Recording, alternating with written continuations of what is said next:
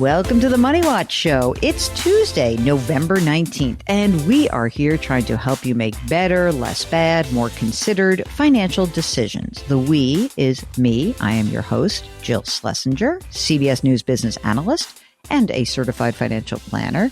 My co-host is none other than Mark Talercio, the best executive producer in the world, and also, coincidentally, a certified financial planner. Hello, Mark. How are you?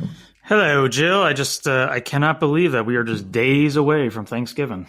I can't believe that I got to pitch all of my radio stations and TV stations and the network. I got to pitch them year-end financial planning. It's shocking, but it is happening.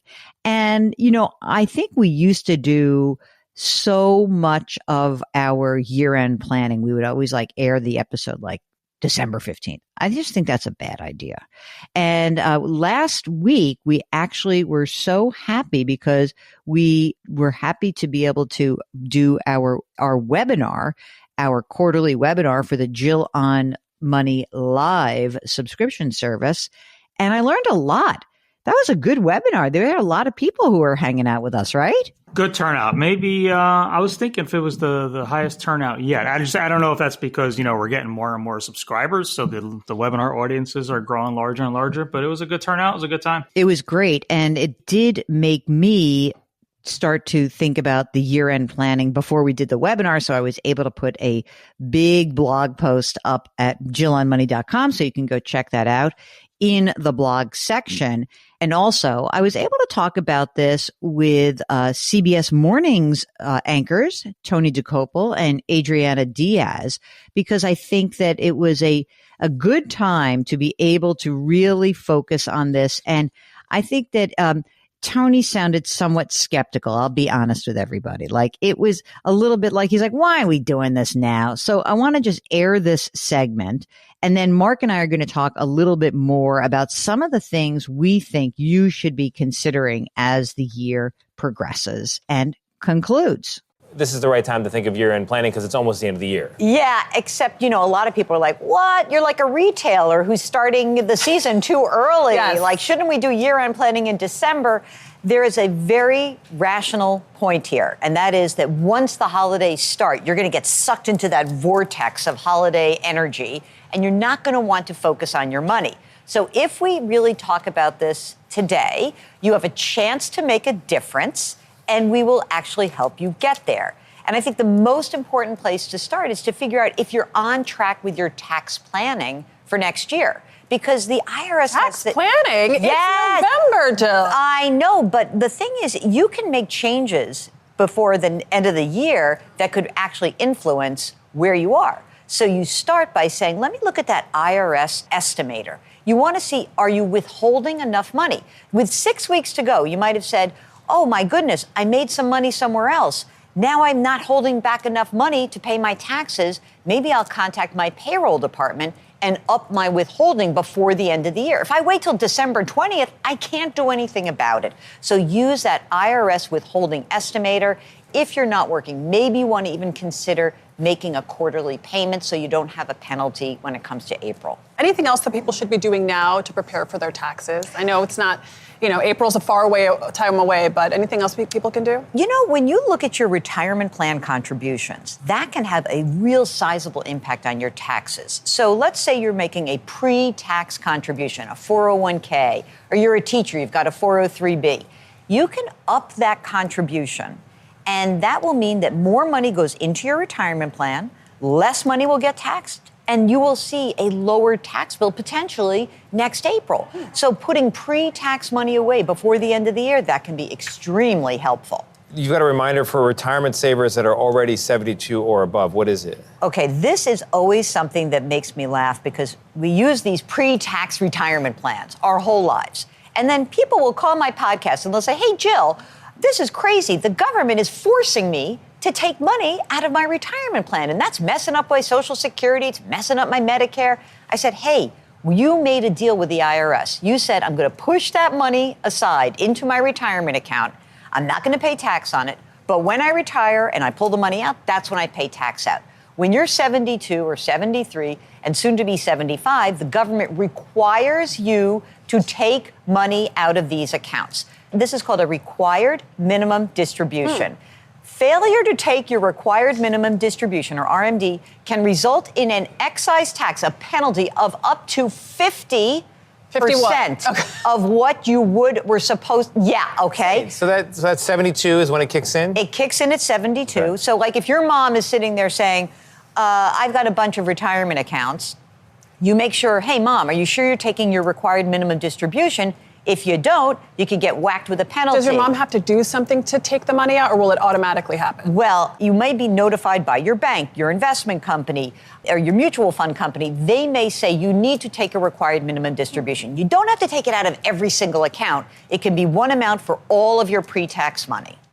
Okay, so I think we hit like the big issues, which really do kind of cluster around, are you going to be surprised in April by what goes on in terms of your taxes, but also RMDs, which can be so costly. And I think people always forget that.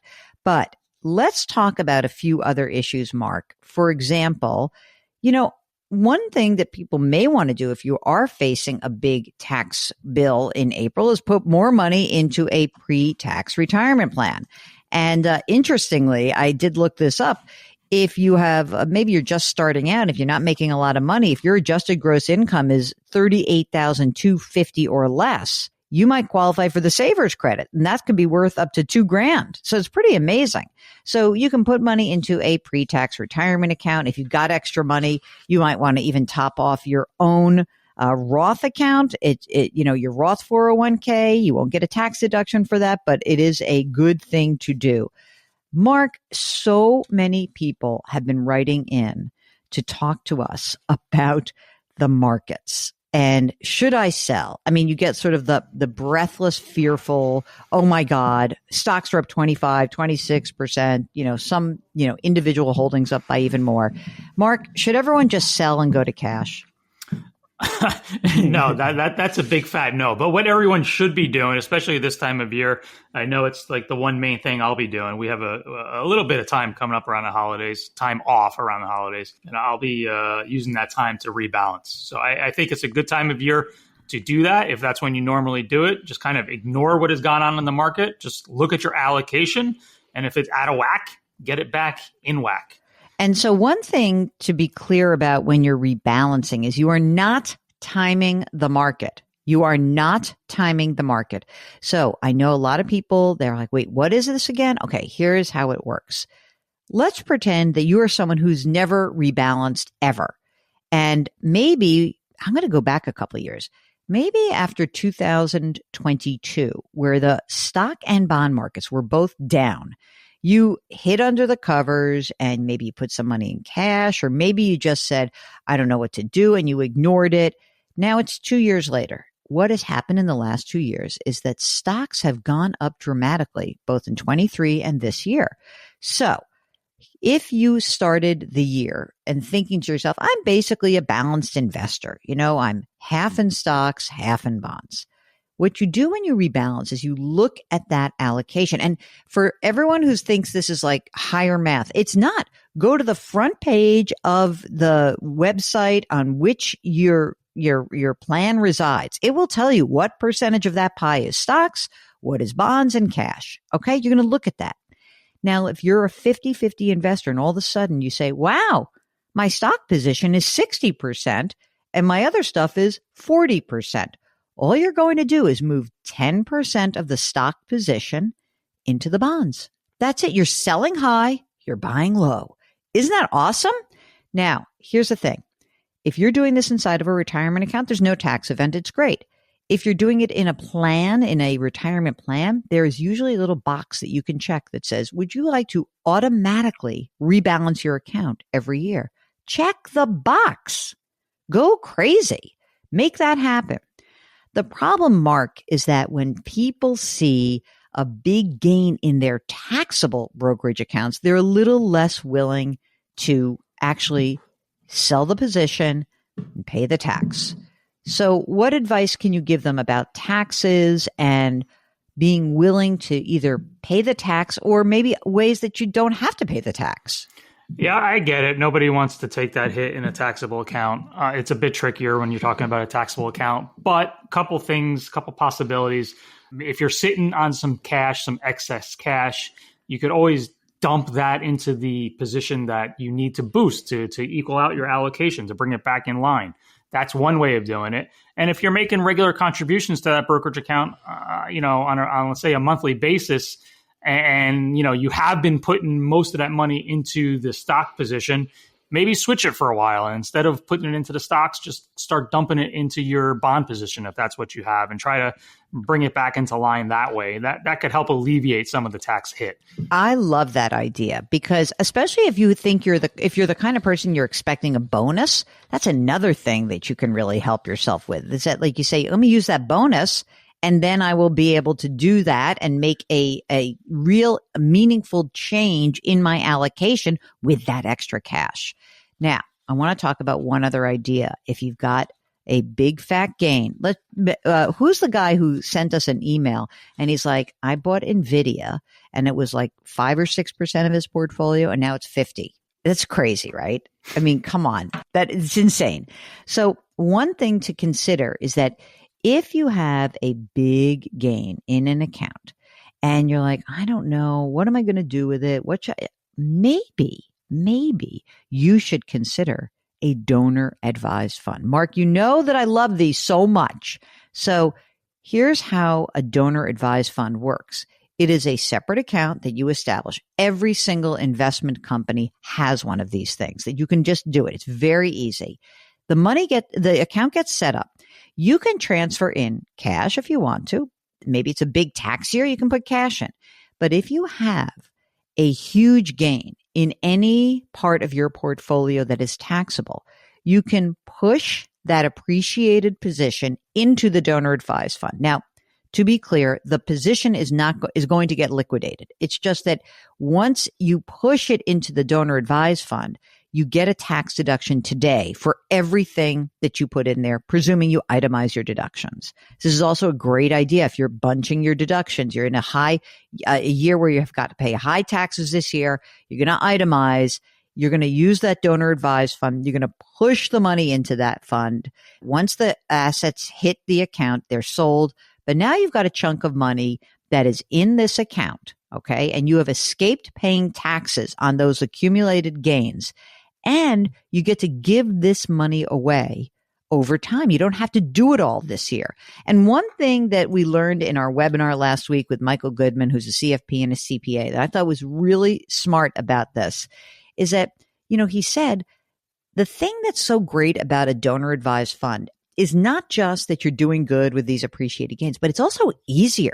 Instead of getting nickeled and dimed throughout the year where someone's asking you to sponsor me on Jill's bike ride. I know it's a pain, but in that bike ride, by the way, there was a little button that said, do you want to use a donor advised fund? That your management of your charitable contributions is in one place. You make one deduction into that donor advised fund. That's it. Okay. And then from that fund, you're granting. You'll have a list of all the places that you granted, and it'll be very concise. It's all in one place. It's so much easier. Now, one small problem with all of this, Mark, of course, is that you have to be charitable. And if you're not, that makes it a little more difficult, right? That's a big part of the equation, yeah. Yeah. Okay. So I love that idea. I also thought it was funny. What did Goodman say that there are people who have real losses in their accounts still? Like some high percentage of, wasn't that amazing? It's like there's some high percentage of assets that are down in value. Yeah, I'd like to see those accounts. It was incredible. That's pretty hard to do over the past couple of years. Yes, but it is possible that you have a loss, okay?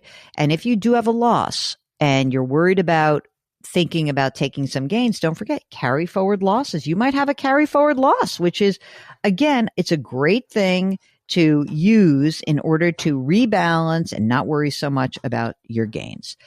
Anything else that you do, Mark, in terms of your own year-end planning that you can help out with? Give us some tips for our beautiful listening audience.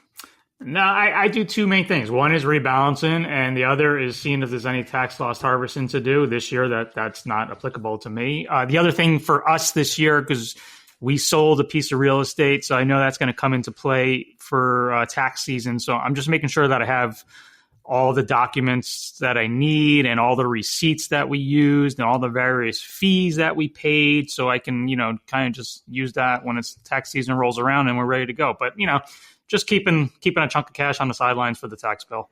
All right. So do it all, folks. And by the way, if you want to read more about all the year-end planning that you can do, go to our website, JillOnMoney.com, go under the blog section, and you'll see it'll be there. Year-end money moves for 2024.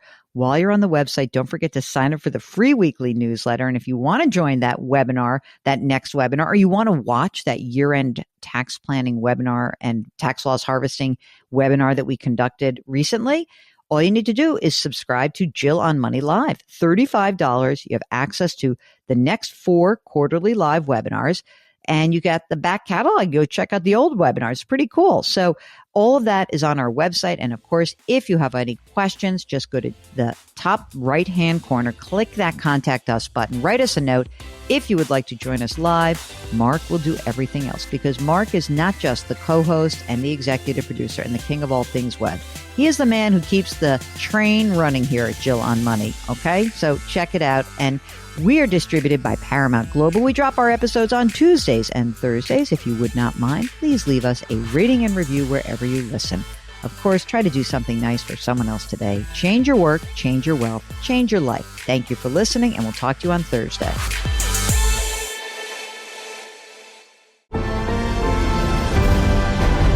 Paramount Podcasts.